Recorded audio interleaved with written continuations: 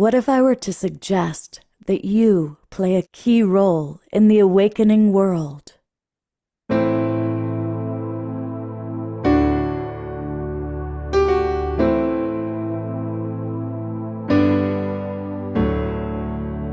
that you are watching this because you have heard the call.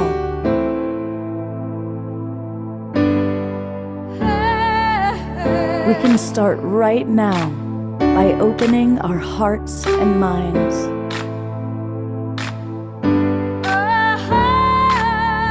Welcome to the awakening world.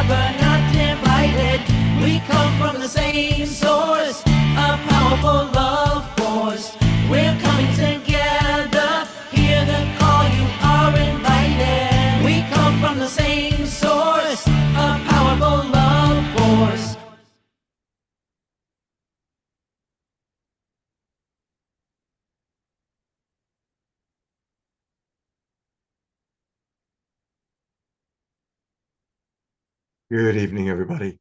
Thank you so much for being with us tonight. I'm Love Coach Scott Katamas. This is the Wednesday night, May 8th edition of The Awakening World. And it's going to be a really beautiful show tonight because we're going to go deep into our hearts. We're going to have a quality conversation talking about some of the challenges that we face in life. And so it's wonderful to have each and every one of you with us. And because it's such an important topic, I'm really grateful that someone I have so much love and respect for decided to join us as my co-host, as my colleague, as my co-dialogue partner. And of course, I'm talking about Eden Amadora. So Eden, thank you so much for being with us tonight. It's so good to be here with everyone. Thank you, Scott. Yeah. And we are the Three Musketeers, and the third musketeer, of course, is our beloved Omashar. And yes, all for one and one for all. And it is a joy to be here tonight. And this topic is particularly dear to my heart in that I've had to navigate a couple of situations in my life, which I can say I did brilliantly, but not to start with. And but in retrospect. And so thank you for bringing this topic. And I know that it's been brought up by a certain situation. However, the topic is that which creates war in the world, in the hearts of the people who don't yet realize that there's only one of us here talking to each other. So with that, I shall. Well, not for long, because in a moment we're going to go to you for an opening song. But for those who don't know, the topic tonight is, the Buddha used to say, always take the middle path, meaning finding that balance in between the two polarities, the two poles. And my mentor, Marshall Rosenberg, always used to quote Rumi. In fact, his quote, this quote I'm about to give, was on the cover of Marshall's book, Nonviolent Communication. And the quote is, "Beyond the castle walls of right and wrong, there is a field of compassion. I shall like to meet you there." And that's really what tonight is all about. Let's all meet in that field of compassion outside the walls of right and wrong. Eden, anything you'd like to add as an opening, your thought about tonight?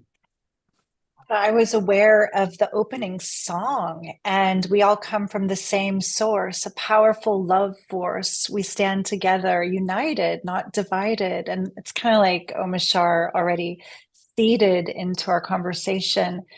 When we recognize there are no others, when we really get that we're all awakening together in each other's mirror, we can be a lot kinder, a lot more compassionate.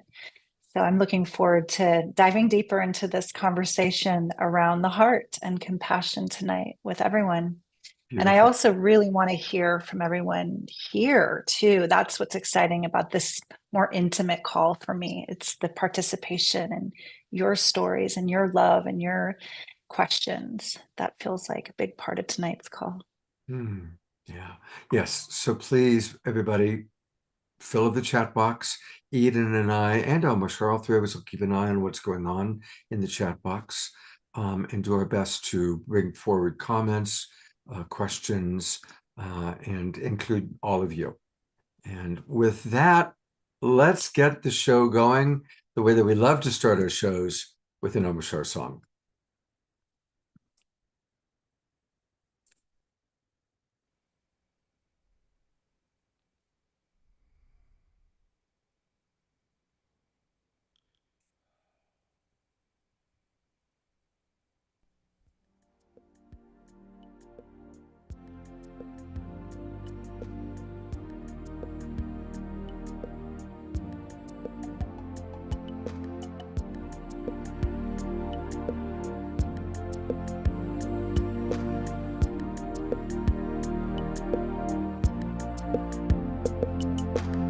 Sometimes it feels so hard to move along, say goodbye to yesterday. Take heart, my friends, there is a new song bringing us back to our homeland. When something troubles you, just call out my name. I am the one who loves you. Be still within. Hear what I say. Give me the chance to be with you.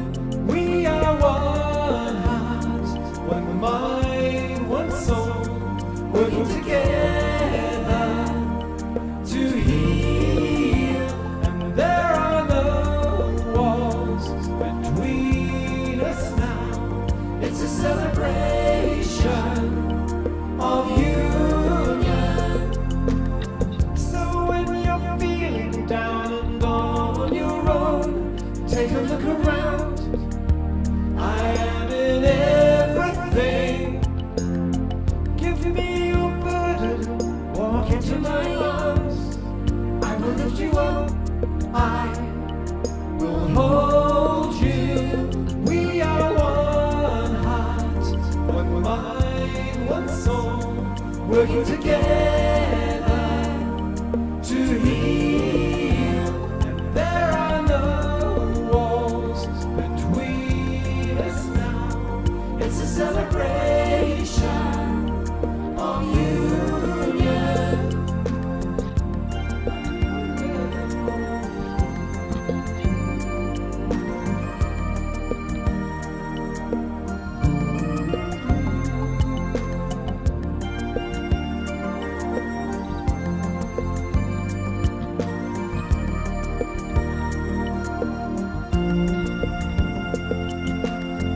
We are the ones who hear the new voice calling us home to freedom. Fear not, my friends, this is a new place full of new joy and happiness. Yes, we are one heart, one mind, one soul, working together to heal. And there are no walls between us now. It's a celebration of union.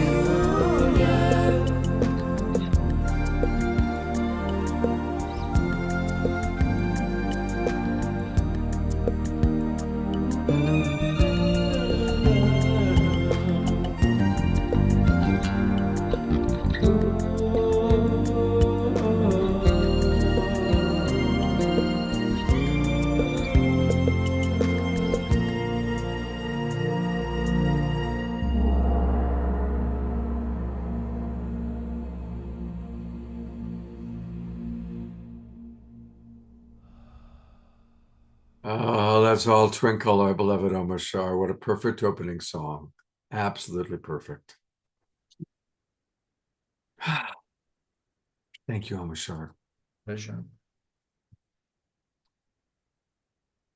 I'm going to bring Eden up here.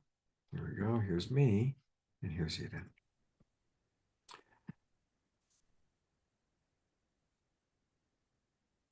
Eden, what comes up for you when you're observing people that you love and care about lost in an attack and defend dynamic?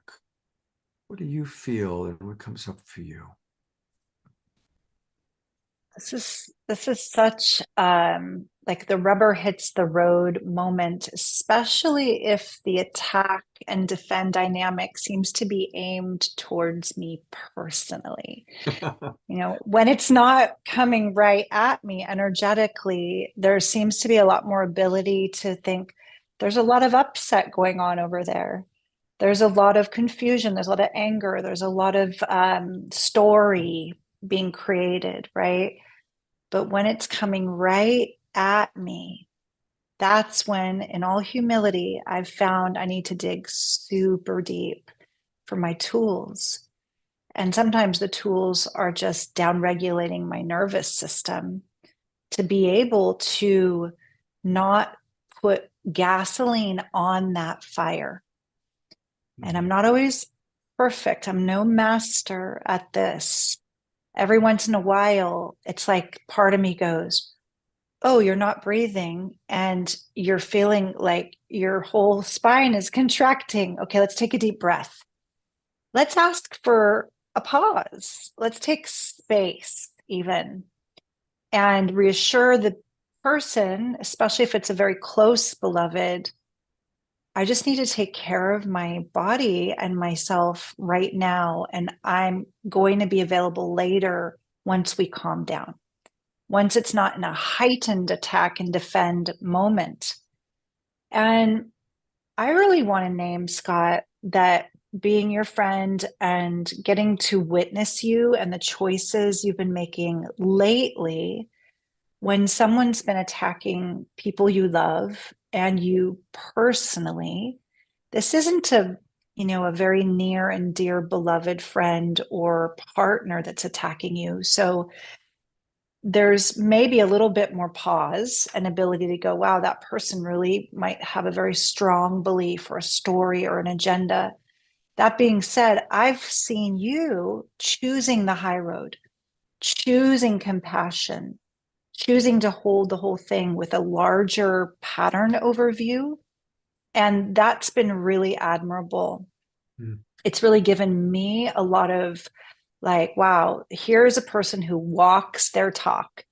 They're a love coach, they're a relationship coach. And here they could be bitter, angry, swearing privately, talking badly about the other person. And instead, I have witnessed you choosing to have compassion for the being that is in that attack mode or defense mode and coming back to kind of take care of yourself and nurture yourself and just breathe through the waves of not only that person, but collective.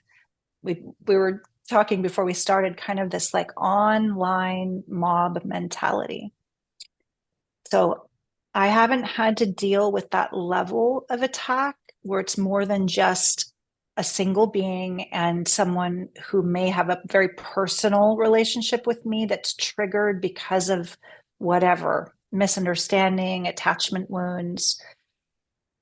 My job has been taking care of my body and my nervous system first so that I can come back with more compassion, like I'm witnessing you modeling, where I can come back with a little bit more curiosity, where I can empathize even with their experience, even if the words they're saying might not be true from my perception, I can honor their feelings.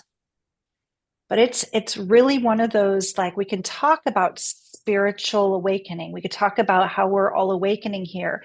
This is where the rubber hits the road around our tools, where we're going to really see how much resourcefulness we have when there's that attack energy that feels unsafe, because of course our bodies, our egos, they're not all bad. Their job is to keep the body alive, right? It's like the driver and the body, but the heart is really the greater determiner.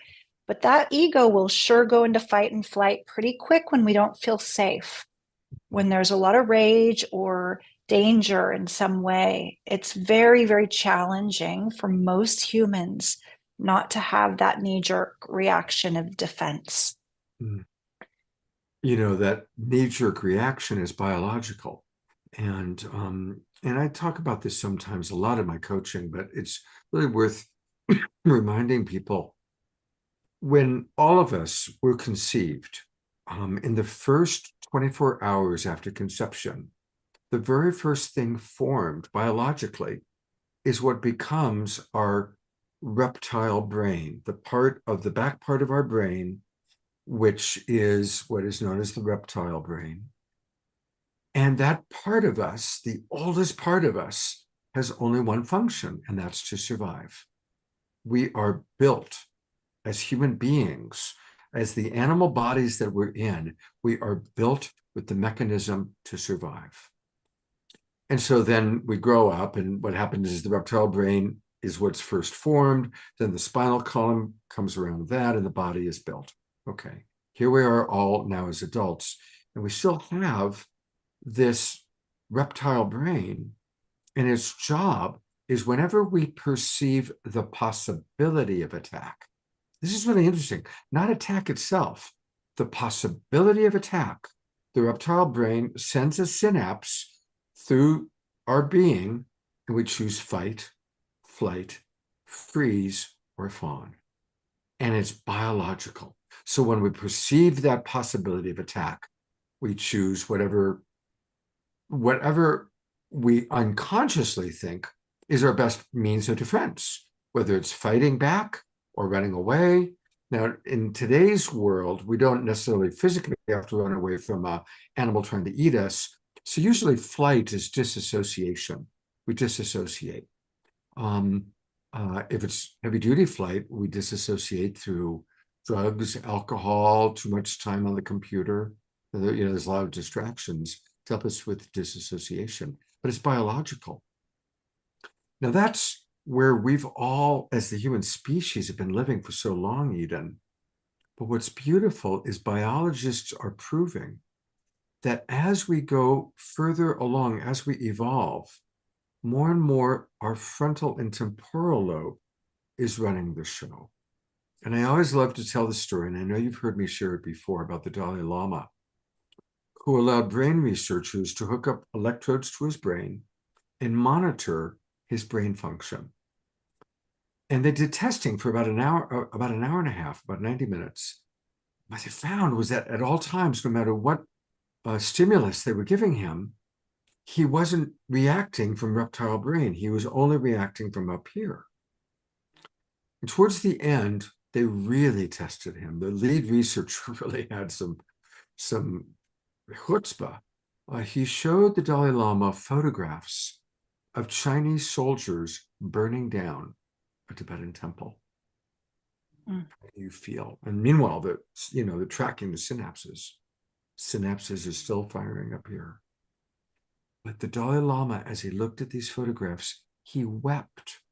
He wasn't stuffing his feelings even. He wept. But still, the synapses are firing up here. Then finally, the lead researcher says, I want to know, come on, how do you really feel when you know that the Chinese are raping Tibetan women, perhaps even murdering your people? How do you feel? What goes on for you? The Dalai Lama got silent, slowed down, but still up here and back here.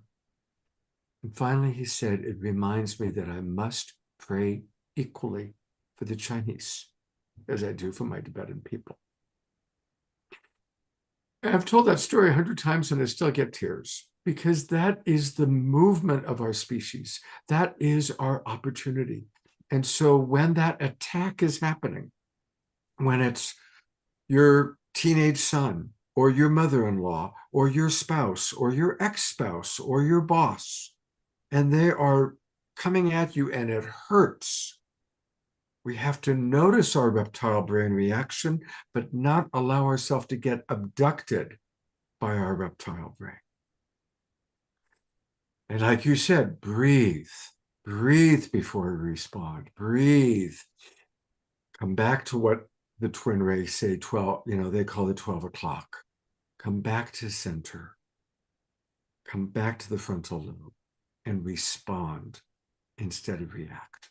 Pray for the person that's hurting you. Seek to understand why they are saying what they're saying. Seek to understand. Oh, so powerful, Scott. It brought tears to my eyes too. And it reminds me, in the mystery school work that I've been deeply immersed in for so many years, we have an entire day dedicated to compassion and really kind of dispelling myths about what people think compassion is, because compassion is a very high vibratory state. It's not even empathy, it's not sympathy, and it's sure not pity. Compassion is being with suffering, like the Dalai Lama was able to be with the images. He could feel the suffering, but not to collapse into despair or meet the suffering where it is. And that's when that reptilian brain, when it contracts into fight, flight, freeze, or fawn. So compassion, we're at this time on the planet, there's so much suffering, right? We're being asked to choose to be with others who are hurting without going into judgment, fear, pity. And yeah, this is like when we talk about the violet ray being the highest octave of consciousness, like the frequency of clear discernment, presence, and unconditional love. And that is the path of mastery. Not that we're here to say we're, masters already. We're here in our humanity and our divinity, saying we're willing to be humble enough to learn, okay, that's where I fell out of compassion and I went in judgment, and it was like a tourniquet around my heart. And I felt like you were the other, and I needed to protect myself against you rather than feel you and stay with you in unconditional love, even if I don't agree with what you're saying, right? And our language is so powerful. Sometimes just saying like, that's not true, makes a person more incensed. Yes. Yeah, it's like gasoline on their fire, rather than saying, even though that doesn't feel like my experience, I see your feelings, and I feel what you're saying is very valid. It's very real to you. And I can feel you there. I feel you there. What you're saying is so important. That's what we're hoping, is to share tools. Eden's a wise woman. That's why I wanted her to be my partner tonight to converse on this. And remember that we can understand someone without agreeing. Most of us have been trained that if we don't agree with someone, then we aren't willing to seek understanding. But mastery is to be able to drop into their world, and even if you don't agree with them, to see it from their eyes. And there's an analogy I use a lot in my coaching, which I'll share with everybody right now, which is really helpful. When you're with someone and they're just, whatever they're saying, it's different from your reality. It's different from your belief or what you've even seen or experienced. Perhaps they're even hallucinating. But imagine if you had a 5-year-old daughter and you hear her in the middle of the night screaming, and you go running into her bedroom and she's screaming, "There's a monster in the closet! There's a monster in the closet!" And of course, there's not a monster in the closet, but she really believes there is. You're not going to scream at her saying, "No, there's no such thing as monsters." No, you're going to hold her. You're going to hold her and say, "It's okay. It's okay." And I turn the light on? Yes, turn the light on. Okay, we turn the light on. Can we look in the closet? No, look in the closet. Okay, I got you. It's okay. I got you. And then finally, when she feels safe, it's like, okay, now you can look. You look and you go, oh, monster's gone, right? That's how we would treat an innocent child. But you know what? When we're triggered, no matter whether you're 5 or 50, you are still in that same fear. You're in that hallucination. There's a monster in your closet. And we have to have compassion and not, like she said, not deny the reality. You don't have to agree there's a monster in the closet, but you can understand she's scared. She needs safety. She needs safety. And so we provide safety. We understand, what are they feeling? What are they needing? She's scared. She needs safety. He's frustrated. He needs to be understood. He's angry. He needs respect. This is the genius of Marshall Rosenberg, bringing it down to feelings and needs. Your story about the monster in the closet reminded me of an experience I had a long time ago, crossing a big street in New York City and having a total stranger stop and scream in my face expletives, like, just like shaming and yelling at me as if it was someone that hated me, and recognizing this has nothing to do with me. But there's still that suffering and that pain and the energy of attack, right? And so to that being, something was really real in that moment to them, like the monster in the closet. Maybe they had spirits around them. Who knows why certain people are speaking to all sorts of beings that are invisible. I seem to be taking the brunt of it in that moment, suddenly, shockingly. And did it have anything to do with me? No. So in that case, because there wasn't an intimate attachment, there wasn't a bond, I could say that person's really suffering and just walk on without collapsing my frequency into, oh, the most horrible thing just happened to me. I can't believe it. It didn't really impact me.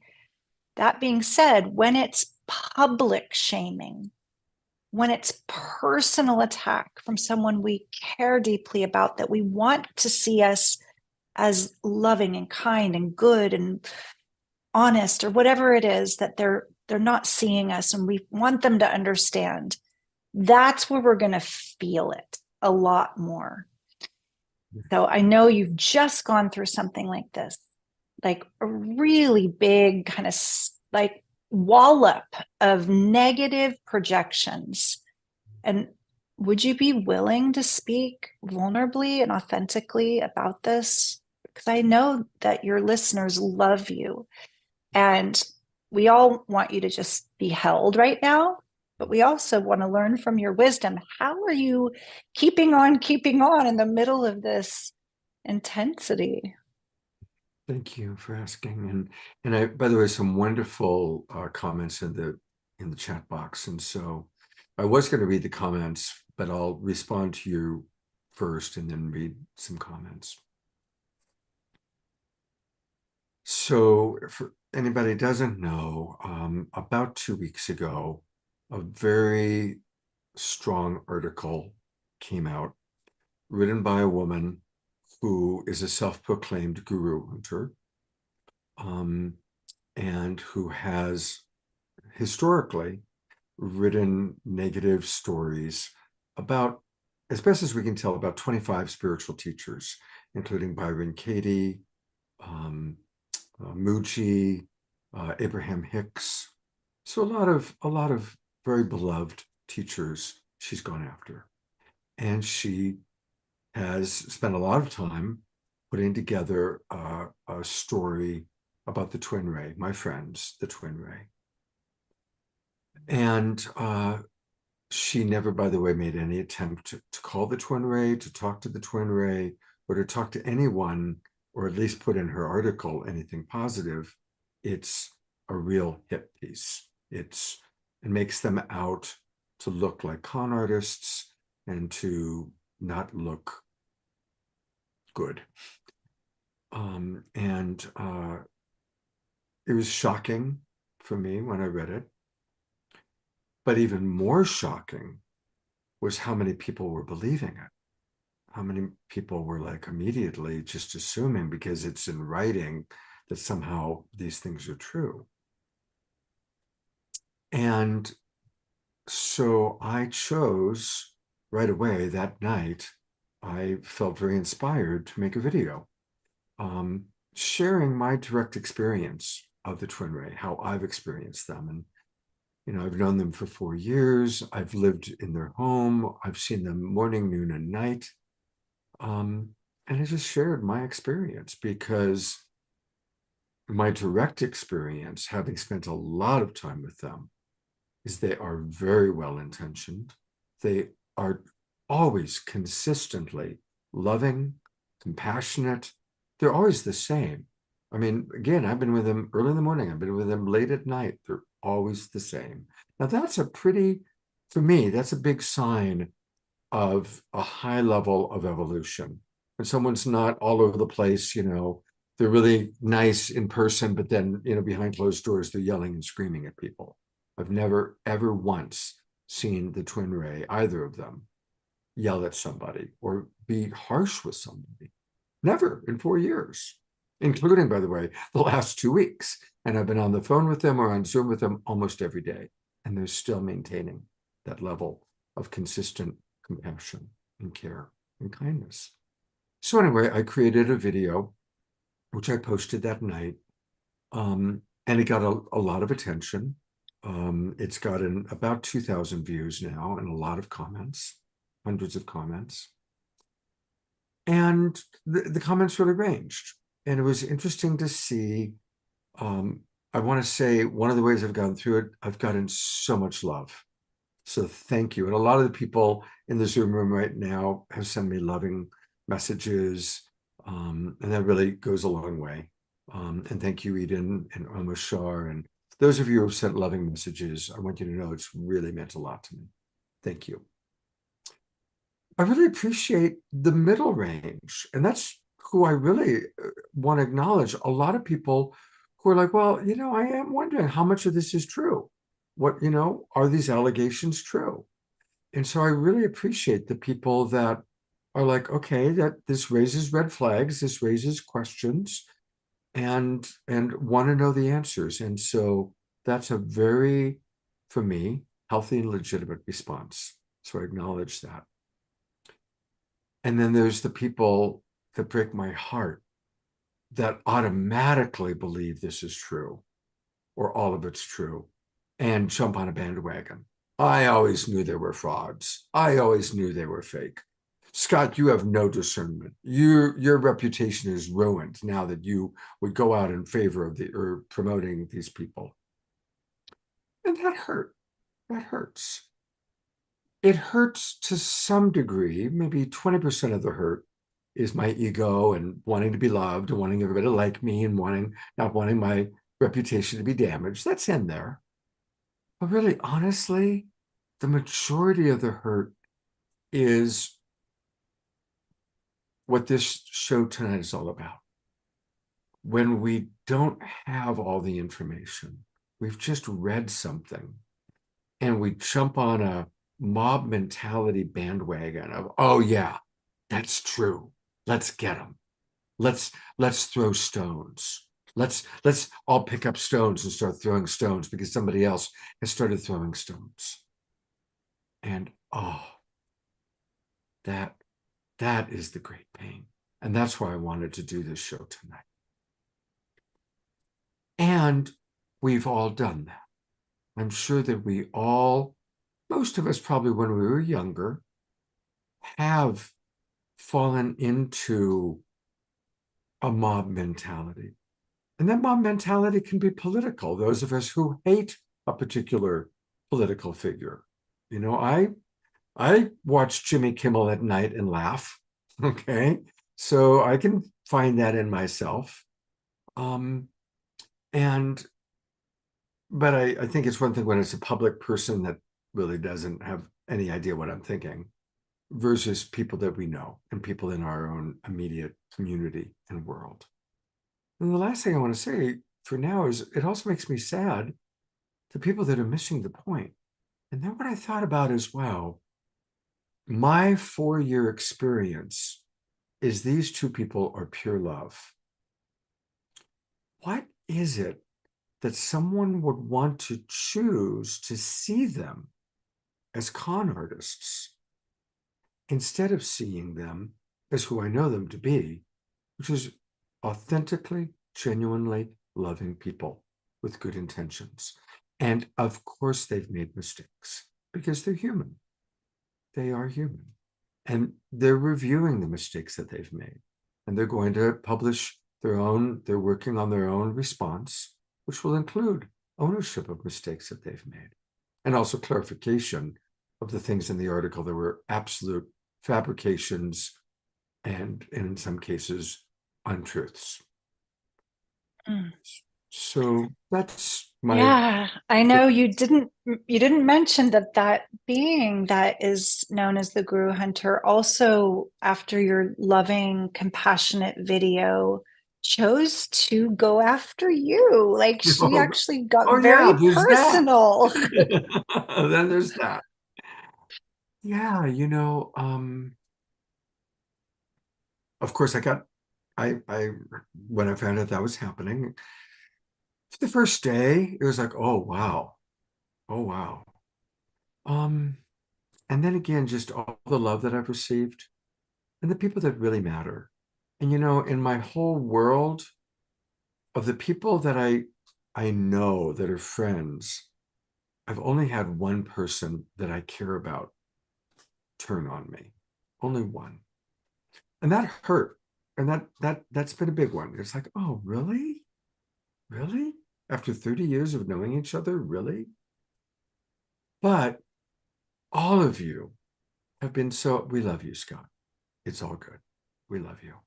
And so the quality, you find out who your friends are in a crisis. You find out who shows up. And I've gotten so much love and support. And so I'm okay.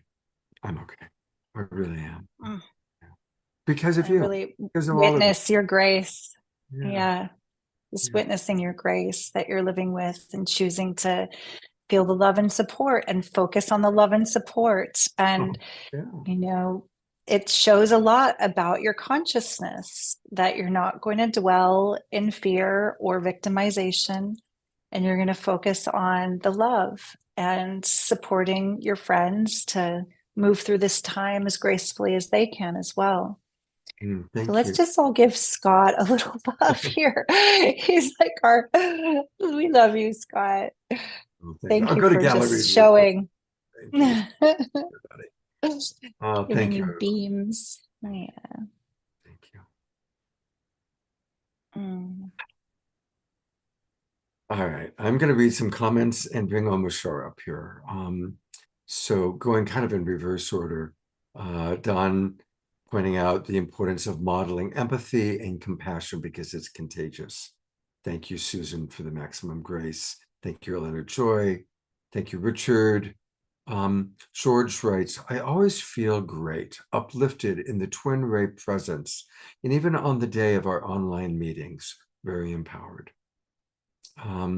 Jerry, our wonderful, beloved wild monk, writes, a wise one has said, we can't have a testimony without a test. Let's all shine brightly. Absolutely. Diane brings up something really accurate. Massive insecurities within self could be triggered when one sees or recognizes their own lack or their own lack proficient in another. That's a good point, Diane. Thank you. Pat writes, let the judges go down their own road, sending them love. Absolutely, Pat. Amen. That is I resonate strongly with that. Yes. Let them go down their road and we bless them on the way. We don't curse them on the way down the road. Earlier today, somebody sent me a beautiful poem of support. And one of the lines that stuck out is, be in the goodness while being discerning. So yeah, let them go down the road and we bless them on their way. Thank you, Susan S. Thank you, Diane. Thank you very much. Most of these are appreciations, and I'm just really thanking all the appreciations. Thank you so much. Ellie writes, the twin ray are pure love. It's easy to see and feel. So thank you. You know, Susan writes, regarding this woman, could she be crying out for help, compassion for her pain? Absolutely. What we do know is she was raised as a child in a cult where a lot of apparently horrible things happened. We've also learned she's a transgender from man to woman, and she has written about feeling excluded from the transgender community. So there is a lot of pain. And I had the fantasy of just talking to her one-on-one. That was actually one of my opening thoughts. And I spoke to two people who had made that attempt, other people that have had interactions with her, and their advice was that she's not very open-minded. She's not very open at this time to anything other than her belief system, her beliefs. And so that It's really a shame. It's such a shame. I was thinking, oh, that would be an amazing breakthrough conversation with you, because you're just such a master at nonviolent communication. To even have that conversation would be amazing. And you know, if she's watching or ever watches this, I am absolutely open to the conversation if there's truly an open heart. So here's the question. Are you willing? Anybody that's a hater or anybody who's on the side of are you open to the possibility that these two people are actually wonderful human beings? Wonderful human beings. And if you're open to that possibility, let's have a conversation. And if you're not open to that possibility, let's not waste each other's time. Those are my thoughts. I see there's a lot of other comments that have come in. Do you want to pick and choose and read some of them, Eden? But you're muted. You're muted. Thank you. I said I'd love to. Susan says, people who can't love and feel unloved can't always believe that love is real. So it feels like a farce to someone who can't feel it in themselves. And above that, Terry, you're very cute with your little emoji. There are 3 sides to every story. Bottom line, when the poop hits the fan, that's when you learn a lot about people and who are truly supportive, or at least not make things worse. Over time, the dust will settle and things will improve. She's just giving you lots of encouragement still, Scott. There's some people who have their hands up, some people who would love to speak tonight. Ellie, who I know has worked with a lot of shamanic healing and clearing of entities, is sharing her wisdom in the chat around people raised in a cult probably have lots of trauma and entities. It can be very complicated. Yes. Richard says she wants others to be open-minded, but for her, not the other way around. And just so much love is coming in. Karen says, we love you so much, Scott. We are with you. Wisdom again from Susan. People project onto others the darkness they believe inside themselves. Yeah, there's a metaphysical quote from the Mystery School that says, as viewed, so appears. We live in a world of reflection and projection. So navigating that, remembering, often you're all great wisdom teachers too. You know this, that we see what we believe. We see what we expect to see. It's like we're projecting the movie outside of us. Yeah, there's one more comment here. Oh yeah, Scott says he will bring people on and invites us when we speak to come from our hearts, our love, and our compassion, to really bring your wisdom, bring your medicine. And I'd like to encourage the art of quintessentializing, instead of a lot of story, just like the nugget that you want to share, right? It's like the powerful piece that's medicine for the whole here tonight. Let's to model that, let's start off with our beloved brother Omashar. And Omashar, what are your thoughts? What would you like to share? What would you like to bring in? I have too many thoughts, and luckily some of the seeds that Eden is putting in here are leading me on, because I've had all through my life, I've been, now that I'm on the screen by myself, I'm blanking out. All through my life, I've been accused of things that I haven't committed, I haven't done, always, always, always, always. And ever since first school, and then then you get the whole schoolroom turning around to you and pointing their finger and going, "Aha! I know it's you because you've gone all red in your face, right?" And so it built up from there. And this precursor of early programming, being in a society which does not, let's say, love individuality. I spent many decades building up a community around the world, and of people who loved my music and loved what I espouse. And I spent over a decade in Hawaii as a music director for the Unity Church over there whilst traveling.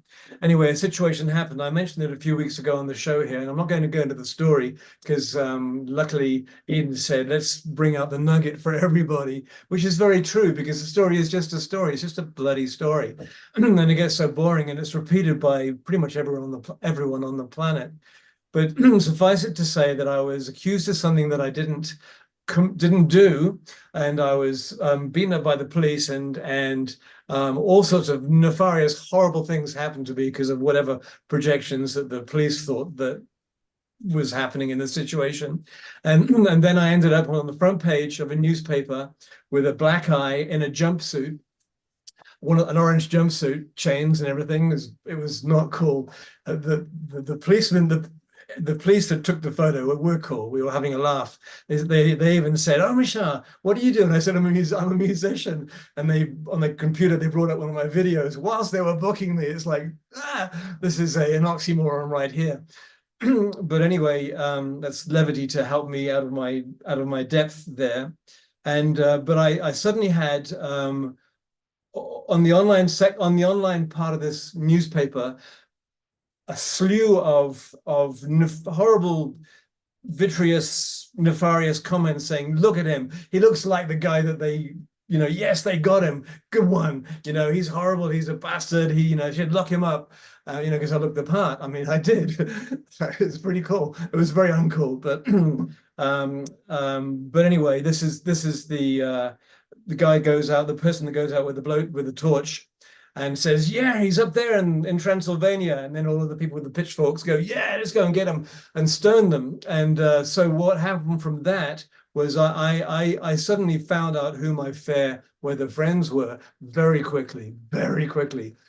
I had a community of hundreds of people within the island that I was on, and thousands of people around the world who were suddenly alerted of this situation with Omashar through a fundraising program before the person who put out the fundraising program even asked me what actually happened.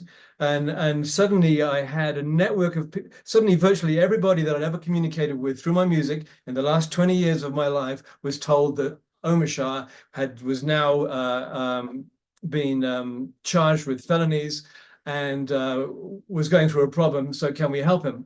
Hire a lawyer and all that. And a lot of people did help me. They gave me a huge amount of money, unbelievable. But the nugget out of this is it's taken me ages to extrapolate my loathing to all these people who blamed me for this thing that I could have no defense against. I was in jail, had no defense. Even the lawyer was told the untruths, and so he went down a defense road that led me into actually having to plead no contest, which I have found out later means that you just pleaded guilty. And so I had so much egg on my face. Not only was it personal, not only was it my community, but it was everybody who I'd built up the last 2-3 decades of my life around the world now backing off. How many of those were fair weather friends? Were hundreds, holy crap. And then, but the nux of this is for me, I'm an ascending being, resurrecting my thought forms and everything as we walk along. And I know that I have to forgive every single person in this act of this story that I was a part of. And how do I, what part in me even cares that I have egg on my face? Who gives a SH1T? Who cares? Because I know the truth of my being. I know the truth of my awakening. I know why we're all gathered here on the show together, because we're awakening together and we're sharing tools, and hopefully not too much story. So Scott or somebody come on and guide me a bit here. And it's your story was so compelling that we were like wanting to know you want more. more I was like, Dude, I know I said, okay, keep it short and powerful, but we were all like, wow, we didn't know this about you, Mashar. It gets even more negated because after I was locked up for a week, I was actually told that we have doubts about what's going on, so you can actually leave the jail now. And I was so scared of going out into the world. My reptile brain was so triggered at that time. I've been literally held down by police and injected with drugs and given all sorts of things that I elected to go back into jail for 2 more weeks because I felt safe. And Oh, wow.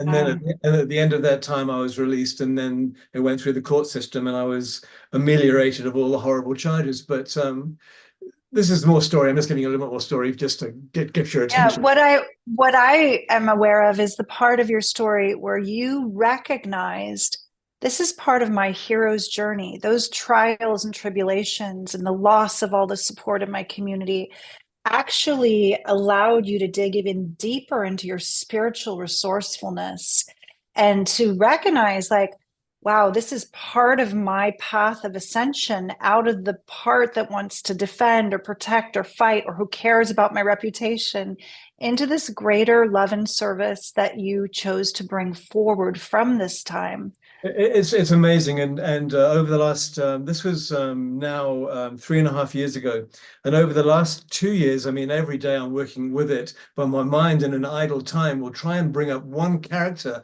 out of the story and put blame on them, and I immediately go, okay, I forgive you, I love you, I let you go. And I've learned it's a fire, it's a huge fire, the biggest fire I've ever been in this life, maybe not in all my lives, but I think it actually is, because I had the tools to deal with it. It doesn't mean I wasn't dragged into the fire and got really burnt in a horrific way, but that which is true within me cannot be burnt. And I've learned to not give any attention to anything that is duality based in this world, which is a little challenging when we see so much horrific war going on out there and debasement of the human being. How can you view it without being empathically brought into it? Compassion, but not empathy. Because we're all here on the awakening world envisioning the new world which already exists, and every time speaking from my perspective, obviously, every time we put our thoughts towards the old world, we're pulling ourselves back into the old world. Every time we're thinking of the new world, we are raising ourselves up there. So it's up to us to let go of the past. But how do we honor the past and not get dragged into it, not let it. I want to just illuminate something you said, because you're so full of wisdom and you're giving us so much pretty quickly now, but there's something you said you do that I really like to go back to, because I think it'll serve all of our viewers. You said that when one of the characters from the past comes back up in your consciousness, instead of letting yourself go down the blame, shame spiral, you consciously forgive them. And that right there is powerful. That's freedom. That choice right there to choose forgiveness instead of contract and hate or blame or feel victimized again, that is a path of mastery. So I just want to recognize that practice that you've been doing and amplify that as a possibility for all of us. That's powerful. Yes, and Richard, yes, I hear about cutting cords, but it's almost even more than that, in that I am choosing to see the enlightened part of this person who I'm blaming. And also, one last thing I'll say here is that the monkey mind, the ego mind, does not want to give up its seat, and the seat that it thought that it had, and so they'll use one person, and I'll forgive that person. Then another week will go by, and then someone else will come up, and if that doesn't catch my attention, they'll bring a child into my attention who I have more compassion and empathy for, and say, blame that person. And so it's a constant weeding. Well, thank you for the deep work. It's an amazing story. Scott, I have this quote that at some point tonight I'd love to read because it's so powerful. It has to do with what Omashar just shared and what you and the Twin Ray are going through. Are I you think open that to was it the now? perfect time. Yeah, Yeah? perfect timing. Okay. All right. This is by Jean Houston. And I just invite you to take it in. You can even close your eyes, put a hand on your heart. This is where we expand out of the duality pair of trust and betrayal. The key to unifying the duality of trust and betrayal, and thus redeeming all of our betrayals, like Omashar's doing, is forgiveness. Anyone can forgive a petty matter. But if you've been involved in a situation of deep trusting, of mutual flowing into one another, of rich coherence, in which you've shared your soul, and then you've been betrayed, forgiveness takes on a momentous evolutionary potency. Only forgiveness will allow you to return to the garden after the gaining of awareness that opens that gateway into fully conscious partnership with divine creation. Through genuine forgiveness, love is restored and the deeper evolutionary soul potential is revealed. So this is, it's a really long writing. I'm going to stop there because, we've all felt like we have been betrayed. And I bet everybody here can find some moment, even back to childhood, where we've been the betrayer, where we've been the one that needs to ask the forgiveness. We get to be all characters in this Hall of Mirrors curriculum at some point or another. So deep work in forgiveness. I want to riff on that and say that I've come to believe that there can't, or there rarely can be authentic forgiveness until there's compassionate understanding. Otherwise, it's just, who can relate to, you've been wronged by somebody, but you have a spiritual moment, you forget, you go into you say, I forgive you. And then you realize a day later, a week later, a year later, you really haven't forgiven them. Who's had that experience? I'm imagining most of us. Real forgiveness, and I've coached 1,000 couples now, and that's included dozens of situations where there's been extreme broken trust, where a couple come to me and he's had an affair and she's shocked and devastated and they have children. And is there any way we could save this marriage? And yes, they can. He has to understand her horror. He has to understand and feel her shock, her horror, her broken trust, not for the purpose of a guilt trip, but for the purpose of her being understood at the deepest level possible.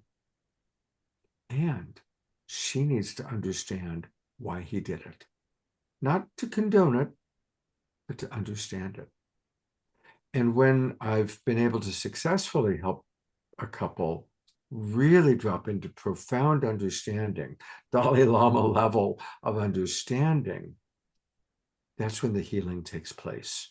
And some couples have grown even closer, even after such a big hurt. So forgiveness has to be preceded by mutual understanding. The other thing too that's a danger with forgiveness is it can fall into right wrong. You hurt me, you betrayed me, therefore let me see what I need to forgive you. And it can create that. And instead it's like,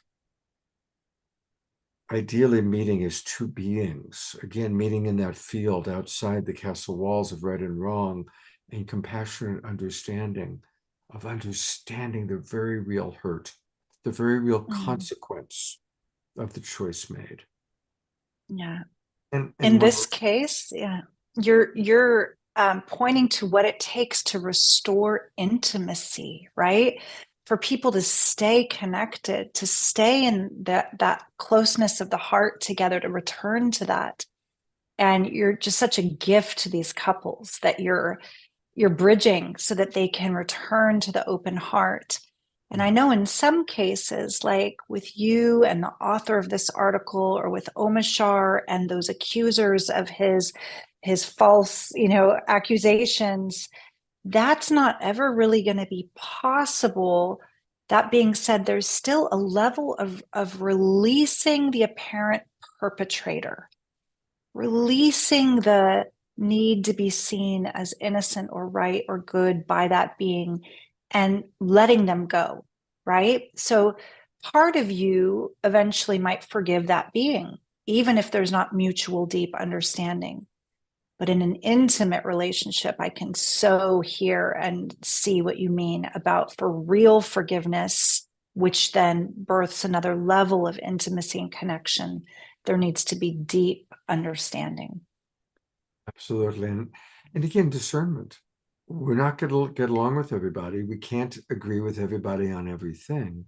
And so discernment is, and Yogananda said, discernment is the last lesson of master souls. So discernment is very important. A few people are asking to go deeper into the allegations. I'm not going to do that. I'm not interested in pointing people to the article or talking more about the allegations. Again, I want to take the high road. I am not here as a representative of the Twin Ray. I'm here as their friend. Okay. They will respond. Of course, they're working on a response. I've spent a lot of time hearing their thoughts about response, sharing my thoughts about a response. A response is coming. And what they've wisely chosen to do is not react and engage in a back and forth with a woman who's not a genuine journalist, but who's a guru hunter. They're not going to engage. Instead, what they're doing is crafting a very well thought out, this is who we are. This is what we stand for. This is not who we are. And to really describe it and explain it in their way, in their words, and in a beautiful way. And I want to say they're in a very humble state right now. They're in a very, very humble and very vulnerable. And so you will hear from them. That's why tonight we're talking about the bigger picture. We're talking about the overall picture and what comes up. There's some great comments I'd love to read, Scott, if you're open. Yes, that's great. Dana says, Ho'oponopono is powerful. And I love that you brought that in, Dana, because the wisdom of the kahunas, I was told that in English, we make that mean, I'm sorry, please forgive me, thank you, I love you. And a kahuna said, in our original Hawaiian language, we actually don't have the word forgive and sorry. For us, it's only good becoming greater. With understanding, we're not doomed to repeat. Similar to what Scott said, deep understanding, make it pono, talk it out, and to feel with that compassion the other person's experience. There's a wonderful story online. If you haven't heard the story of Dr. Lin, I think it's Lin. He was a Hawaiian psychiatrist that healed an entire psych ward by a Ho'oponopono practice. Terry sending love to all who need it right now. Richard says, don't forget to forgive yourself too. Yes, it takes understanding and compassion. Grace says, I'd love more discussion about living with an open heart and also discernment and boundaries. So important in healthy relationships, right? So important. So yeah, there's people that still want to know more about the story. Others that say, I have no interest in delving into the negativity. Yes, Ho'oponopono means to make right more right. Yes, that's powerful to actually recognize that there's only good becoming greater or right becoming more right when we see, oh, we can learn from this. Oh, we can grow closer now together when we understand better what happened. Yeah. There's a wonderful story that Michael Beckwith tells about a tribe in Africa. And after I tell the story, we're going to go to an Omar Shar song because it's about time for that. So when a couple are ready to have a child, the woman goes off into the forest, into the jungle, and she listens for a song.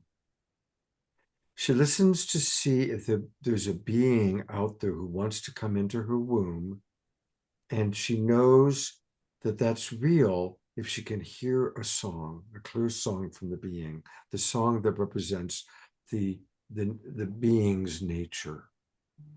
And if she hears that song, she comes back and she teaches the song to her mate, her husband. And as they make love, they sing the song together. And if they conceive, then they know that they're in alignment with the song of the soul that wants to come through. And if she's pregnant, or if she's conceived, as she gets big, they teach the song to the tribe. And when the time comes for the birth of the child, the whole tribe gathers and sings the song as the being is born. Once the being is born, is a child. When the child does something that needs correction, if it's a small thing, the mother sings the song to the child to help the child remember who he or she really is. If it's a bigger thing, then the family sings the song. And if as an adult, that being commits a significant misstep, a sin, which is missing the mark, the entire tribe, there's no punishment. This tribe does not believe in punishment.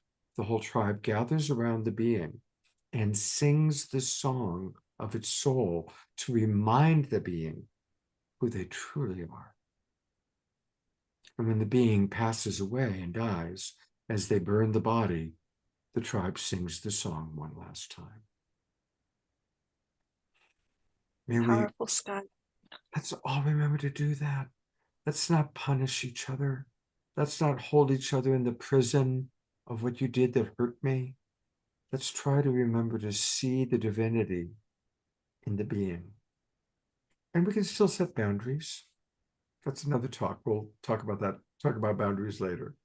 But any last thoughts before we go to Omar Shar for his song? My heart just feels like just receiving your transmission. It's so beautiful. I know this story has come through Michael Beckwith, but it's coming through you in such an elegant way tonight. And Thank you. I think it brought tears to our eyes. Thank you so much for that reminder to sing each other's soul songs and see each other as souls. Thank you, Eden. Let's go to Omar Shar.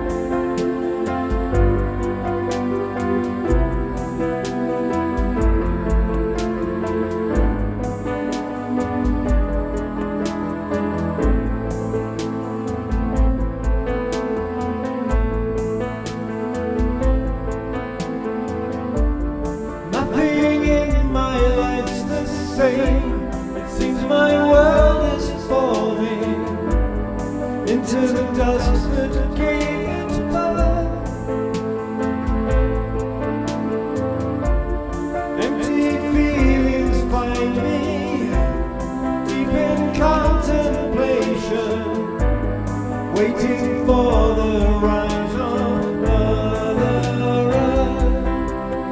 And we all know what we've come here for. And we all feel that our hearts are true. And together we will make it home. And we'll trust to love once more.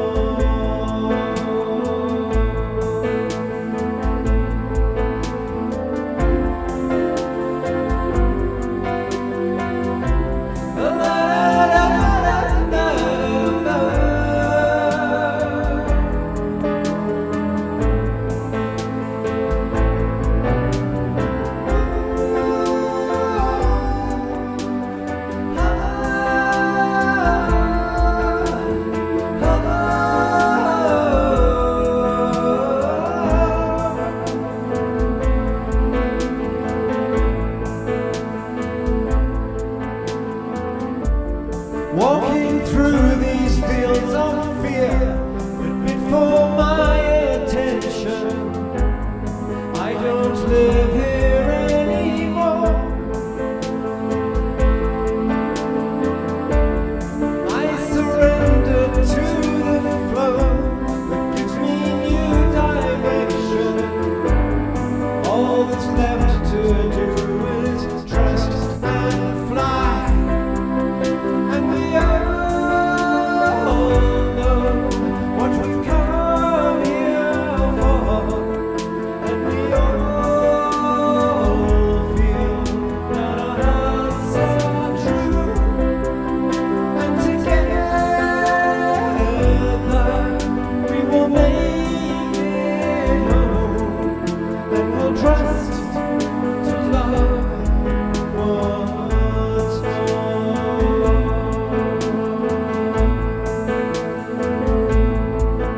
Y sabemos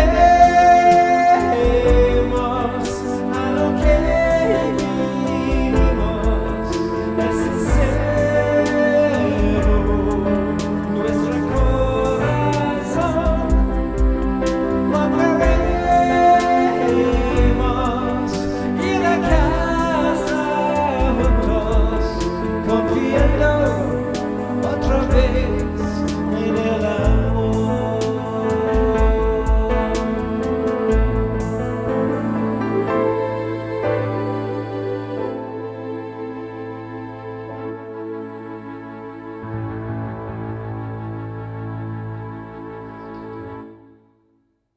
Let's all go to gallery view and twinkle our beloved brother. Thank you so much, Omar Shar. Thank you. Mm. Ah, Where are you, Scott? You want to come in too? I do. I was looking for myself. That's happened to me Sometimes before get lost too. in looking at all the people. Isn't it beautiful to see everyone dancing? And I just so appreciate our beautiful Global Peace Tribe. I think let's call on a few people that wanted to express themselves. And I'm going to start with Margie, because she has her hand up. Hi, Margie. Hi, oh, there we go. Well, this is a topic that I've had a lot of exposure to. Scott, as you know, I represented the teachings of Maharishi Mahesh Yogi for many decades. And I personally, went through the experience of being attacked when I would give lectures, and also had the opportunity to witness him and how he handled it and what he, the wisdom that he gave us over the years. First of all, that truth message that somebody speaks out, like the Twin Ray do and like Maharishi did, it's a very coherent frequency. And he would say that when we speak the truth, then the other more negative frequencies, they almost come up because they're in the process of being purified out. And so we don't need to focus attention on the negativity that's coming up, because it's just working its way out of the sphere, of humanity. It's a cleansing process for the whole world. There were times when, it was in the mid-70s, I was only about 21, and I would give lectures on TM in different libraries. And at that time, there was a big movement with the Christian fundamentalists and extremists to attack meditation groups. And so people would come to my lecture and, heckle me and try to keep me from saying what I was saying. They would say that meditation was the work of the devil. And somehow, even at that young age, I had this intuitive feeling, don't even try to address what they were saying. And what I did was I let them speak for a minute, and then the audience around me, they would come to my support, because they didn't come to hear the heckler. They came to hear the truth speaker. And so they were the ones that would kick him out. So it was an interesting phenomenon that, when negativity rises up, people recognize that that is not the truth, and they will support you to speak the truth even more. There were times when I saw Maharishi being interviewed on TV, in person and on the media. Of course, there wasn't the internet back then, but he would use that opportunity to not necessarily answer their questions, like, why are you doing this way? Or, what was the truth of what happened with the Beatles, or, whatever the subject was. He would just use his platform as an opportunity to speak even more truth. So again, not to address the negative, reasoning that's going on, but to just know that if you want to get rid of darkness, you're in a dark room, you just flip on the light switch, and that's what gets rid of the darkness. You don't have to chase darkness away. I would say with the Twin Ray that they should just use it as a platform to just keep speaking their message and just, enjoy it. And, one last thing, Maharishi would say, any publicity is good publicity. And that it just brings out their teachings and their chance to, to express their side of it even more. And it also gave him the opportunity to be more bold. So we know that if the darkness is being revved up and chased out, just be even more bold to speak the truth. Anyway, that's my contribution. It's a subject that is, I had to live through it, and so I just wanted to say something about it.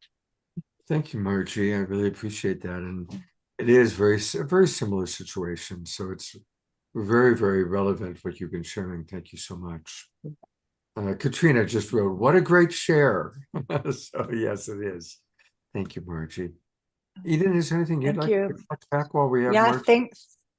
Yeah, thank you, Margie, for that deep, calm voice of wisdom, and the light, be the light in the darkness. And it reminds me when I started working with my teacher, and she spoke of empty presence will bring up everything in the way of unconditional love. So when people sometimes sit in circles of open-eyed meditation, like we do in the Divine Feminine practice, they'll feel a lot of fear. They'll feel a lot of shame. They'll feel the things that are actually getting kind of alchemized and cooked up in the system to be purified into the open heart. And none of us are immune from that conditioning living in this world. It's like we have our epigenetic imprints, we have our early childhood traumas and programming. And so love, like Maharishi's, love, like, this unconditional empty presence will bring anything that's denser up to the surface to purify it. Thank you. I'm going to paraphrase, but Einstein has a lot of quotes that go along the lines of the true measure of intelligence is how quickly we can change our beliefs. And again, that's an important thing. When I just ask all of us, when we read something or we hear something about another person or a situation, noticing, what am I choosing to believe? What am I collecting evidence for? And am I only collecting evidence to support my existing beliefs? And these are hard questions, but really important questions if we want to really expand our consciousness, if we want to continue to grow and to evolve, right? And I think we all, you see that a child hasn't formed all their beliefs. A child is like in wonder because everything and anything is possible. And then we see the opposite of that, someone who becomes very narrow-minded and this is the way it is, and they're not willing to see anything else.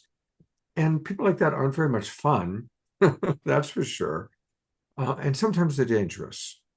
And a fanatic is dangerous because they only see evil, right? I mean, probably the most extreme example is a suicide bomber who's willing to kill himself and other people because he's so fanatical in his belief that the people he's killing are evil, innocent civilians. So, but we all can do that sometimes. We can all put on these blinders of only collecting evidence to support our own belief. And so again, let's all just notice, where do we fall into that trap? What I'm also aware of is how much certain people benefit from polarity consciousness, from creating division. Certain groups, certain people actually consciously create like very kind of extreme conversations of division for profit, for a reason, politically. I mean, we're such good-hearted, innocent beings inside, we humans. I think sometimes of our star kindred, like the elder, if you believe there's life off of this beautiful little planet, that they're looking at us going, awaken and see each other as, unified soul, the human family. But we're still caught very quickly in those polarizations, whether it was the pandemic, COVID, mask, not mask, vax, not vax. Then there's big issues that, families and good friends feel so polarized around that you're starting to wonder, like, is this part of a greater, almost like alchemical crucible that I talked to you about, this principle that's necessary when the lead gets turned into gold. It's called solve e coagula. And it's where there's first this kind of separation of a form so that it can reform at a higher, more beautiful crystalline octave of consciousness. This is inner alchemy that we're going through in our awakening world. And the key, the healing balm is, even while things seem to be falling apart or separating and we're losing friends, or our family won't invite us over for Thanksgiving or whatever it is, that we can stay in compassion and witness and watch as things change again and come back together again. Hopefully in different formations, sometimes different communities, sometimes different beloveds, sometimes, but we keep our hearts open for that reformation. So we have some great shares. I don't know if you're noticing all the good shares popping in. I'll share Katrina's, and then maybe you can share Dina and Grace's. So Katrina, our dear friend, who was on the show just last week, I believe it was, or 2 weeks ago, shares about authentic relating, and she's put into the chat box the link, but for everybody watching on Facebook, I'm going to go to it. There's a wonderful training called Authentic Relating Training, and there are 5 practices. So we'll scroll through quickly. The 5 practices are: the first one, welcome everything. The second practice of quality, authentic relating, assume nothing. There's a quote from Abraham Lincoln: "I don't like that man, so I must get to know him better." Thank you, Abe. Third practice, reveal your experience. The more personal and introspective a work of art is, the more universal it becomes. Beautiful. The fourth practice, own your experience. Just really own it. This is my experience. It may not be true for anybody else. And the fifth and final practice is to honor self and honor the other. So thank you, Katrina. Those are beautiful practices and beautiful tools, beautiful reminders for all of us. Eden, what do you want to read and share? Yes, Carol's very wise brief share, conditional versus unconditional, right? We're living in a conditional world, but we can bring more unconditional love to it. Grace Denise says that was wonderful. Oh, to Margie, seeing as the opportunity to speak truth more clearly, to shine light and see the darkness disappear, what Maharishi would choose time and time again.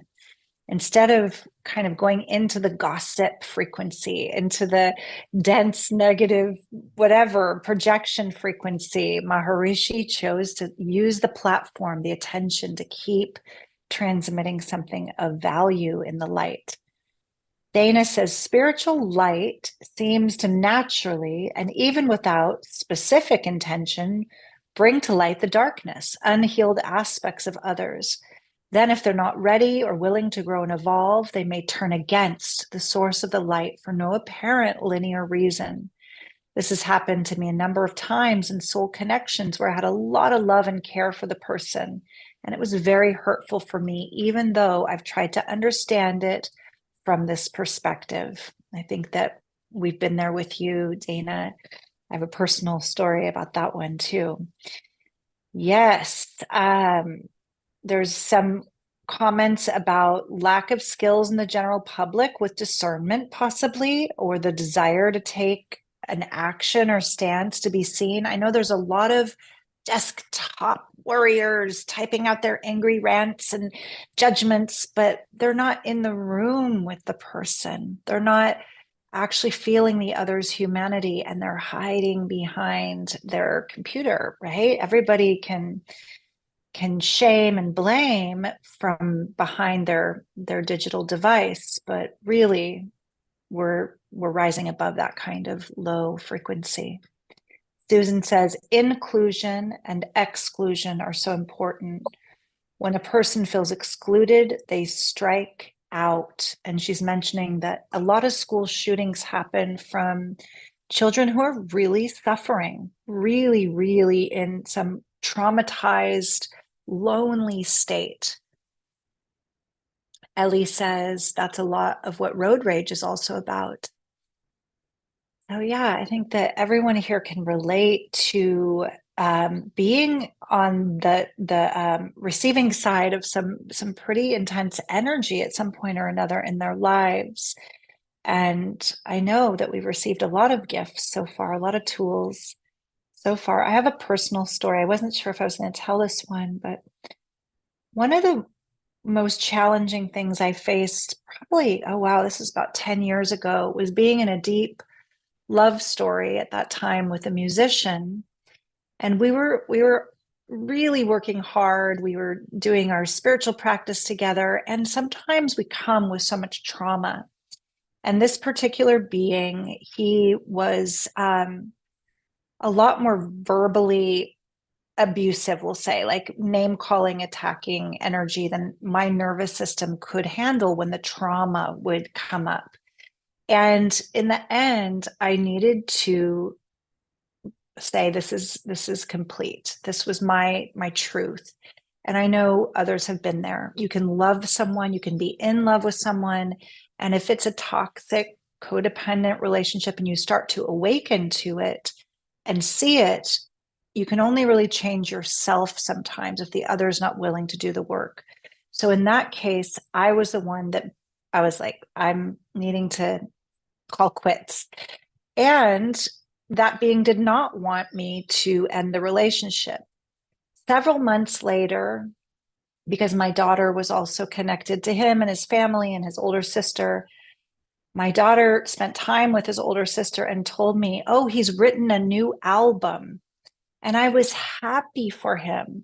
I was like, oh, he got his muse back, his voice back, his inspiration. Because when we were together, he had said, I can't sing anymore. I've lost my voice. You sing, we'll co-write. Anyway, long story short, the entire album was about me being a demoness. So I was publicly slandered and shamed, and about 10 songs on this album. And I really sat with it for a moment, like, how can a person that I loved so much choose to go so black and white, so polarized into all bad and project that on me? And then I really came to the place where I saw him as stuck in pain. He got stuck. And it felt, I guess, cathartic to be in that frequency of blame. And in that moment, I chose to release it completely, to not fight against it, not contest it being put out publicly. And it kind of just disappeared out of my field. Just, it's like gone. The being disappeared. Any care about the music or who would hear it or know it was about me disappeared. And that's kind of like Omishar's story. It's like you sometimes think about the person and then in that moment, just forgive. So we've all been there in some way or another. Thank you for sharing your story. And of course, it wasn't about you, because you're not a demoness. It was about his projection. Yeah. And as you were telling the story, it reminded me of something I'd like to share. One of my favorite teachings from my mentor, Marshall Rosenberg, the founder of Nonviolent Communication. And Marshall said, if you really want to create peace in the world, we are the Global Peace Tribe. So I believe that everyone watching is someone who wants to create peace in the world. Start with our own relationships and make a commitment to never make an enemy image out of another human being. And I'm going to go a little bit into the teaching of this. It'll take 2 or 3 minutes, maybe. You know, when soldiers are training, getting ready to go to war, one of the first things that is done is to dehumanize the enemy. You know, my grandfather, when he fought in World War II, he wasn't trained to kill Hans, Jürgen, or Peter. He was trained to kill the evil Nazis. Or if he had been sent to Japan, it would have been the dirty Japs. In our contemporary time, the training for people who are flying drones and dropping bombs are not taught, you know, you're going to be dropping a bomb on a family and his name is Abdul and Rasuli and Mohammed. No, they're the evil terrorists. But we dehumanize, so we all can see the dehumanization there, it's obvious. But we all dehumanize when we assign an enemy image to another person. When we look at somebody and we don't see John, we see that asshole. We don't see Carol, we see that bitch. And that's how we see them. That's how we express ourselves about them. That's how we think about them. And sometimes we do that about ourselves. Oh my God, I'm such an idiot. And so noticing when we use dehumanizing terms in our language or in our thinking or in our expression of another, if we want to create peace in the world, we commit to removing that. We commit to noticing when we do them, when we think that way, or certainly before we express it. Now, most of the time, when we have a thought like that about someone, it's because that person's made a choice or they have a behavior that perhaps has hurtful consequences on us. So this is again where discernment comes in. Never make the being bad. Don't assign an enemy image to the being, but instead recognize what's the choice or the behavior that's having a consequence on myself or on someone else. And to really make that distinction, the being is always divinity. The being is always God, life, experiencing itself fully as John, as Carol, as Scott, as Eden, as the twin ray, as the writer of the article. That's always God experiencing itself as the being. But we can acknowledge that when you made this choice, when you wrote that article, it had the consequence of spreading things that are not true, as an example. So let's just try and, as Global Peace Tribe members, and thank you, Marshall Rosenberg, up in heaven, my great, beautiful mentor. Let's remember Marshall's teaching. Yeah. And what comes up for you as you hear that, Eden? I love that expression, do not make an enemy image out of anyone. That's powerful to remember. Even as our fight and flight mechanism might be going off, it's like to remember that it's not real, it's that projection. And if we can come back to the heart, it's like a veil lifts and there's our friend again, there's our fellow human again, not that demon or that bad guy. Scott, something miraculous has happened tonight during this call that I think it's really important that I read this share in the chat. Andrew says, thank you, Scott, for this discussion. I'm in gratitude of this authentic conversation. I was very reactive and attacked a longtime friend of mine and turned against them, killing our friendship. But after listening to you, I was able to write a heartfelt letter to them, ending with Ho'oponopono. I really gave my all and explained where I was coming from and what upset me. And I explained how I felt she must be feeling from what she told me that had made me very reactive. And he goes on to say to Dana, who gave him a heart, I valued my friendship with this person and knew them for 20 years or so. And I was so mean to them. But that's not true of the real me. And I felt horrible. I totally reversed this energy in an email I wrote during this call. Wow. Oh, thank you, Andrew. Thank you. Wow. That's beautiful. Thank you. Thank you. It brings tears to my eyes. It's so important. This medicine we're sharing together, all of us, and so important. Mm-hmm. I'm kind of really blown away by that. Thank you, Andrew. Thank you. I'll go to some comments. And if anybody else wants to speak, you can raise your hand or let us know in the comment. Susan just says the power of love. Absolutely. And Richard writes, what a great Zoom tonight. Thank you. This conversation is the most important one I've heard in so long from Andrew. Jerry, our wild monk. Keep the actor and the acting separate. I love that. That's great. Diane, I so agree, Scott. We can do more harm to ourselves than what anyone else can do. So thank you, Global Peace Tribers. I see Ian raising his hand. So Ian, I'm going to put the spotlight on you and unmute you. Hi, Ian. Hello.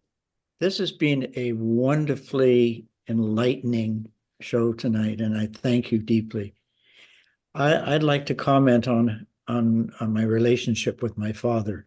My father was in the First World War, and he fortunately survived. And he was a very strict man who liked a great deal of order around him, and made sure that happened. And I, very early in my life, did not like my father, and I didn't want to be like him. And And I can remember he walked with very splayed feet. I consciously walked with my feet straight ahead at the age of 5 or so. And I held this feeling up into my 30s, and I almost didn't go to his funeral when he passed because I was still so angry with him. And then one day, I'm not sure when exactly or how exactly, but I realized that he had been the best father he knew how to be. And I totally forgave him. And now I feel great love for my father, and it's just a blessing that has come into my life. A blessing. Thank you, Ian. Thank you so much. Thank you. Mm. Thank you for Powerful. letting me share it. And one thing that I like about that story, there's many things I like, but I want to riff on you came to that conclusion even after he passed away, right? Yes. So we can still do the work, even when someone leaves our life, either because they're no longer in our physical sphere or they're no longer even in their body. We can still do the work of repair and resolution. So Yeah. that's an important In my thing. meditation now, I send him love. Mm, Yes. thank you. Thank you. That's beautiful. Thank you. I feel from Ian's story once again how forgiveness isn't for the other person that we forgive. It's for ourselves. It's for our wholeness, our health, our Yes. radiance, our presence. And when we let go of that enemy image, as Scott said, it's like this big release of a power block. Like Ian's energy is like, oh, I feel so much peace and so much joy now. Yeah. And that's such medicine. Yes. Thank you. Thank you. Yeah. Thank you. Is there anyone else who wishes to share? It's best if you click the little raise your hand. If you click reactions, you can see where right next to it says raise hand. So, and there are some wonderful comments. Do you want to read the comments, Eden? And Dana is saying that her mentor, Doc Childre, would always say everyone is doing the best they can from their awareness level, like really letting people off the hook. And I had this amazing book come into my life called The Presence Process, where the author, Michael Brown, he's helping us kind of integrate our childhood wounding to be truly heart-centered and present. And he said, imagine everyone that triggers you is just this messenger that's bringing you exactly what you need, the setup instead of the upset, to integrate more of the charge in your body. Don't shoot the messenger, bless them and release them, and be with the feelings and integrate the charge. So her share reminded me of that. Yeah, Susan is thanking Ian and saying, I see the ways this apparent attack is truly bringing reflection and blessing. Grace Denise says the timing of this call is extraordinary. I'm so grateful. This has been deeply enriching, affirming, healing, and helpful. And Terry says love and compassion is always the best answer. There's a lot more coming in too. People that have also done the forgiveness work after a family member passed. Susan had the same experience. She did the work later, had a powerful healing at his grave, forgiveness at the grave. Reverend Jeffrey, isn't it amazing? It's not amazing. These events have helped us all dive deeper into the source of love that is our true source of the divine. Oh, and down below, so many unexpected gifts. People really resonating with Ian's share of forgiveness. Mhm. Yeah, beautiful, heartfelt, deep conversation. Thank you all. An incredible show tonight. I see Andrew Kane, who had that experience, has raised his hand. So, Andrew, I'm going to go ahead and add you to the spotlight here, and you can share a little bit. I'm just like blown away because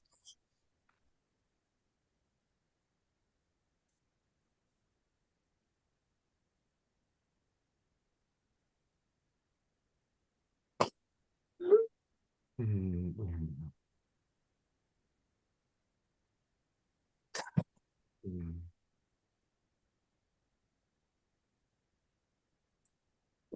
Sorry. Um, no, I just no, when I was prepping for my Earth Day event, which happened on 22nd, 21st, and 21st, I was so very busy. So very busy. I didn't have a moment for myself. I'm the only one organizing this event, and there was so much to do. And my friend for like 20 or so years was in the hospital for psychological breakdown. She had an emotional breakdown, and I couldn't visit her because I was so busy. I didn't have a moment. And when I spoke to her a few days ago, she was upset because I didn't visit her. And instead of having compassion, understanding, and empathy for her, it was the reverse. And I don't understand why it happened, but sometimes I get triggered and I get reactive, and it's not the true me. I'm a peacemaker. I want peace on earth. That's all I want. I want peace. Yet there's parts of me that are not always peaceful because I get reactive and triggered, and I don't know how to handle it. And I know about the Ho'oponopono, and I know about the what is it called, the communication that you nonviolent communication. Yes. I actually met her at a nonviolent communication course in New York City. That's how I met her. Wow. Yet I killed the relationship by texting her, saying mean things to her. And for the past number of days, I've been thinking about it and how, like, you know, I know a lot of people, but I don't talk to a lot of people on the phone. And she's one of the people I talk to because she has a lot of medical issues, and I'm always concerned about her. Yet she was upset I didn't visit her in the hospital, and I explained to her that I was too busy, and this call, I can't. I'm not always on your calls. I have to be honest with you. I love your Awakening World. I want to be on every single one, but I just happened to fall onto this one. And when I started hearing the conversation, I totally got into a space of like, holy shit, whoa. And I just like somehow got so present to her and wanting to write an email. And as you were having this conversation, I literally was writing the email. And I wrote it and I sent it. And then I shared. And then I just felt I needed to share this on live with you. Thank you so much, Andrew. Thank you for your vulnerability, your humility, and a reminder of the motto of my company, Love Coach Academy: how perfectly human. How perfectly human that even though we so want to always be in a state of love, sometimes we get abducted by our reptile brain. As Eden said, when somebody's coming at us, when we're hurt. And actually, it's a good segue. I want to read something that Dorina sent. I'm going to put it up so people can read it with me. This is from Dorina in Ecuador. Hurt people hurt others, but luckily, healed people heal others. Safe people shelter others. Free spirits free others. Enlightened people illuminate others. And love always wins. So shine your light of love on all who may cross your path in life, because what you do matters. Beautiful. Thank you so much, Dorina, for that. Yeah, and thank you, Andrew, for your vulnerability and your courage to come on and share more of the story. And just, it's good medicine in that kind of powerful, like we are doing the work together way, and it's happening now. Thank you, Eden. Thank you, Andrew. Thank you, Scott. I think we're winding down. We're close to 8 o'clock.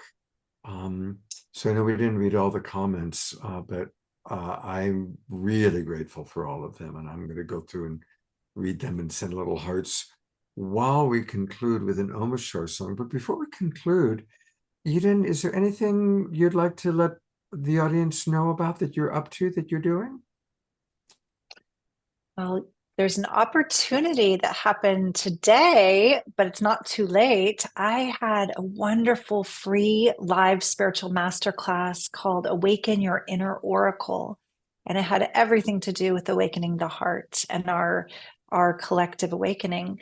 And this is a masterclass that's walking us through ways to open our channel for our direct knowing.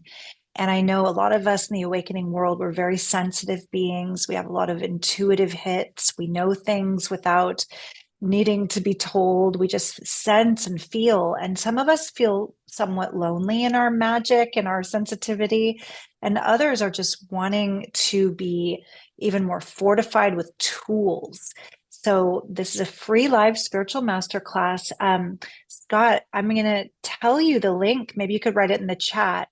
It's the first part is my website. It's EdenAmadora.com, and then backslash. Okay, so then we do that again, and then we go backslash awaken dash your dash inner dash oracle, the name of the live event. And what will happen when you click on it is that you'll be given the replay. So you'll get all the keys, all the mystery school principles of these 6 powerful gateways we went through. And there it is. So even though you won't be there live, you're going to feel the energy of the call. And as soon as you claim your seat in the circle by giving your email, you'll be sent the replay of this really fun call that I did with my beloved soul sister, Charlotte Sophia. And we took people through these portals to awaken their mystical perception, to support them to listen to direct guidance, to become a clear channel for their own inner truth and their own inner wisdom, so that we can start sharing with more confidence, with more clarity, with more of that kind of unshakable, kind of sovereign discernment about our knowing. So I love sharing the free events like Oracle Office Hours. And this Wednesday, instead of doing my usual divination where I read for other people, I'm like, let's empower everyone else to start really trusting their own channel, their own knowing even more. So go ahead and receive that gift if that resonates for you. Otherwise, sign up on EdenAmadora.com for my free Oracle Office Hours, where I'll be back.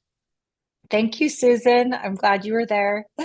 And sign up also for the free live spiritual masterclasses like this one today, to be on that list for the next one. And that's in the navigation bar of my website. You'll see free offerings, and you just drop down and click on Oracle Office Hours or the free live spiritual masterclass. Oh, you're showing. Thank you, Scott. Of course. Yeah, so over there where it says free offerings, you see the Oracle Office Hours. Oh yeah, it looks like the master class isn't up there now, but if you sign up for Oracle Office Hours, you'll still get the email for look at it's doubling. I have to tell my online assistant, we're seeing double vision. So yeah, you can still be on the list for the spiritual master classes if you're on my list. This is a great way to get on the list. Great. So everybody go to EdenAmadora.com and go to Oracle Office Hours and put in, and no, I'm not a robot. There you go. Thank you, Scott. You know, Eden, I'm hearing a little echo now for some reason. Not sure if you hear one. I'm not getting the echo on my end. Oh, good. Thank you so much. For, you know, when I knew that I wanted to do this, I was like, okay, I need to address things, but I want to do it from the high road. Right away, I was like, God, I hope Eden will do this with me. So it's such an important conversation. I was like, how do we create the opportunity to really just go even deeper into that beyond duality, polarity place? And we can feel how everyone was so ready for this conversation, and it was so rich, so alive. Thank you, Katrina. Well, thank you, everybody. Thank you for being here. Thank you to anybody watching the recording. A lot of people are going to watch the replay. greetings to all of you out in Facebook land. Thank you to the Sign Network for getting us out to so many people. Really grateful for all of that. A couple of quick announcements, and we'll conclude with a song. This Saturday night, it's Mother's Day weekend. And so I thought it would be wonderful to honor our big mama, our Pachamama, Earth Mother Gaia. And we've got some amazing presenters. We've shown the message from the mother, from the Kogi people a few times on this show. The woman you're seeing there, Giati, she is the woman who made that video. She is who works directly with the Kogi people. She's who produced the video and has been getting it out. And she actually reached out to me and said, I'd like to be on your show and give a greater explanation of the story of the video. And she's got some very important information she's going to provide us about, because for people who saw the video, it's intense. The Kogi people are very connected to the earth. They're completely dedicated to being messengers of the earth and speaking for the mother. And that video is intense. It talks about some big ramifications. Anyway, she's going to be on the show. Beloved Louisa Stowe is going to be with us. Louisa Tish is one of our great wise elders. She's kind of like, the Black Jean Houston. She is a well-honored and revered elder. Our beloved Anasuya Hallelujah is going to be with us. Marc and Claire Dubois, who are amazing environmentalists. And for music, of course, we have Omoshar and also Honey of the Heart. And I love Honey of the Heart. I just went to their concert on Sunday here in Nevada City. They're fabulous. They've been on the show before. So it's going to be a powerful show. So please join us this Saturday night, May 11th, as we honor our true mother, Pachamama. And then a reminder that a week from tonight, we've got something very special. It's going to be a full evening with Marianne Williamson. Once again, Eden will be coming on and co-hosting with me. I'm really grateful for that, Eden. And also joining us will be Deborah Giusti and Tangela. So 3 of my favorite co-hosts, 3 of my favorite human beings, and the 4 of us will be asking questions of Marianne and taking your questions. So you want to make sure you are in the Zoom room for this. Now, there will be a separate Zoom room. The one that we normally use for Wednesday night will not work. For all of you who are already registered subscribers, which is everybody in the Zoom room right now, make sure you check your email because I'll be sending you a special link. For those of you watching on Facebook, now is a good time to join the Global Peace Tribe. And we're actually offering a special. So join the Global Peace Tribe now. And for new subscribers, we're giving you a special. Go to globalpeacetribe.com and you can learn all about that. Just click where it says, click for Marianne Williamson. So that's what we've got coming up. Eden will be back with us a week from tonight. And hopefully all of you will be with us for Saturday night, because that's going to be a very powerful show. And I'm so excited to speak to Marianne again. This is great. and she's got a lot to say, a lot to share. So it's going to be a very dynamic evening. And thank you, Eden, so much for being my friend, for being a precious, beloved member of our Global Peace Tribe, of our awakening world, the work you're doing with the Divine Feminine and helping, and your Oracle office hours, which are awesome, you guys. Every Wednesday night or Wednesday day, do the Oracle office hours. It's so much fun. And thank you for I love it when you come, Scott. It always lights me up when I see you there. I'm like, yay! It's on my calendar, and I really try and come, but sometimes I've got clients, and but I'll really try to be there as much as I can. I love you so much. Thank you for having me. Thank you, everybody. It was so wonderful to see you all and to be with you again, too. So much love. Only love. Thanks for all the comments. I'll do my best to read and respond while we listen to our closing song from our beloved brother, Omoshar.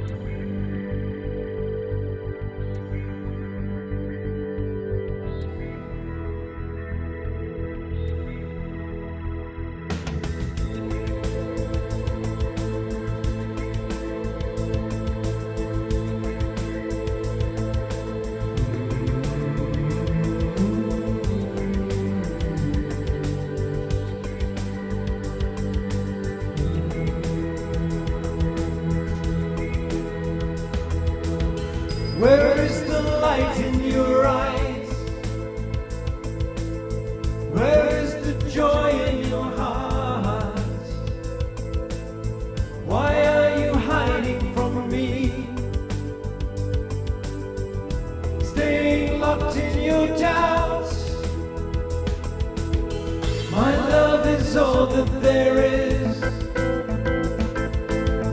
Your fear is hurting you so. I know it's all that you feel, and that it's hard to let go, let go, let go, go, go, go, go, go, go, go, go.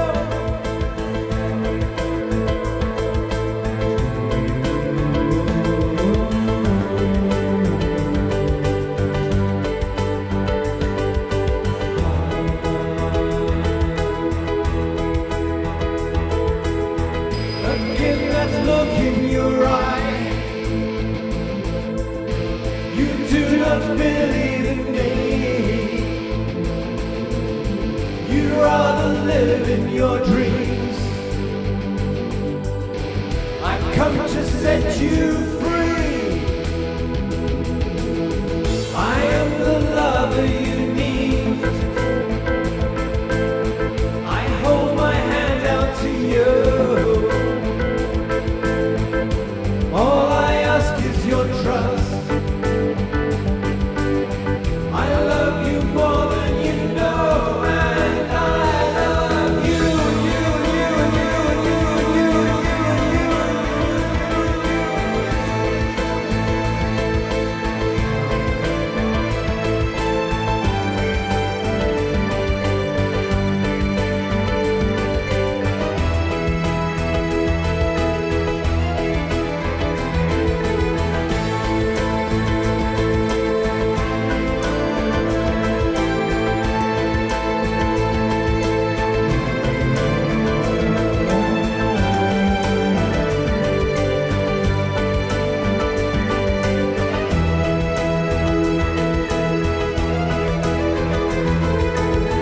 I see you longing for home.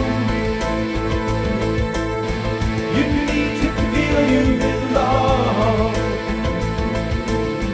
and that there's purpose to life. Come back home.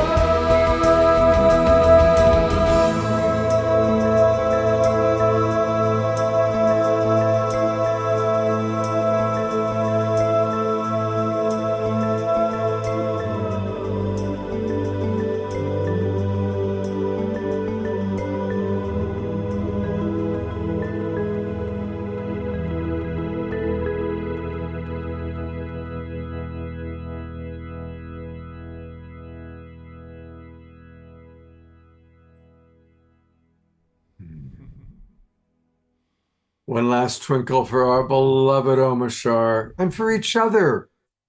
Ah, what a beautiful global peace tribe we are. Thank you so much, everybody, for being exactly who you are, being with us tonight on this very special evening. Thank you so much. Thank you for your love and your support. May we all take these tools that we're talking about and sharing, and let's share them with others. And please invite people. This Saturday night show is going to be amazing. Next Wednesday night show is going to be amazing. So invite your friends. Let's grow our tribe, because we're a beautiful tribe. I love each and every one of you. Thank you for being with us. Thank you again, Omashar. Thank you, Eden, who's off having dinner, which is what I'm going to do shortly. I know, right? Me too. Take care, everybody. God's blessings, and I hope to see all of you on Saturday night. God bless you.